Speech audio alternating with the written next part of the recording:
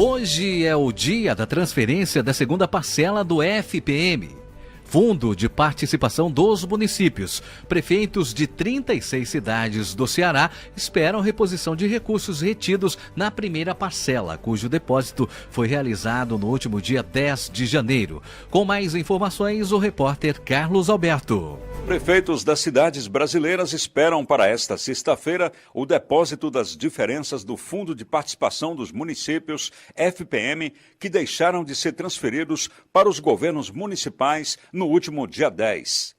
A primeira parcela do FPM teve como base de cálculo o resultado parcial do censo de 2022, cujo número de habitantes enviado ao TCU, Tribunal de Contas da União, teve queda em quase 800 cidades brasileiras.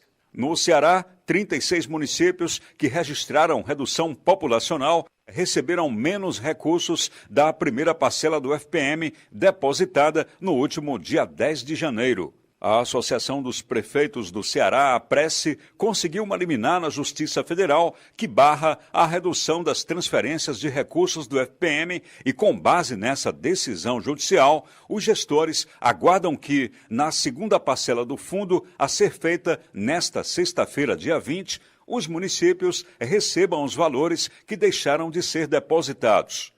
A projeção da CNM, Confederação Nacional de Municípios, é que, se prevalecerem os números parciais do censo do IBGE, as 36 cidades do Ceará perderão, em 2023, R$ 172.680.000, sendo as maiores perdas individuais para Catarina e Maranguape, que teriam cada uma R$ 12.941.000 a menos da receita do FPM. Com informações dos bastidores políticos, Carlos Alberto. Tudo isso por conta daquele entendimento do Tribunal de Contas da União em orientar o repasse, né, dos recursos do FPM com base naquele levantamento parcial do IBGE.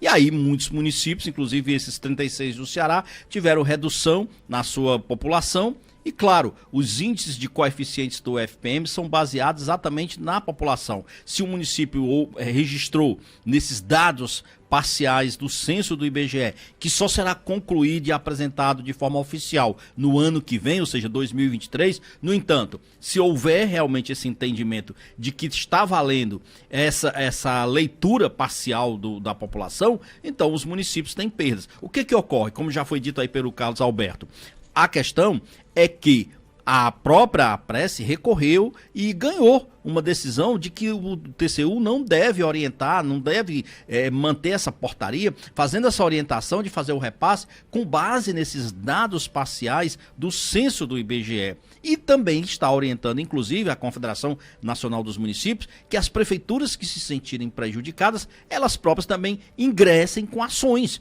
ou seja, solicitando tutela de urgência, para que não sejam prejudicadas. Então, aí é que está, então, a possibilidade de diferenças nos valores que estão para ser repassados, chegar a cair na conta dos municípios e, naturalmente, diferentes daqueles que estavam programados. É algo que é ruim, porque, na realidade, é o seguinte, isso implica que você altera o seu planejamento financeiro. As prefeituras já estão aí, vivem reclamando da falta de recursos, e o que é algo que é sempre verdadeiro. Você não pode dizer que o ente público, que o poder público, que não gera dinheiro, que não produz dinheiro, que ele tem sempre verba suficiente para tudo. Não tem. Não é o caso, por exemplo, de algumas polêmicas como essa da questão do salário dos professores. Mas o fato é, quando o TCU recomendou essa portaria, se baseando nos dados do censo do IBGE, mesmo parciais, isso realmente traz prejuízos para as prefeituras, inclusive prefeituras cearenses. Então, é mais do que legítimo essa recomendação, essa ação, e que os prefeitos que se sentirem prejudicados têm mais é que entrar mesmo na justiça, Marco.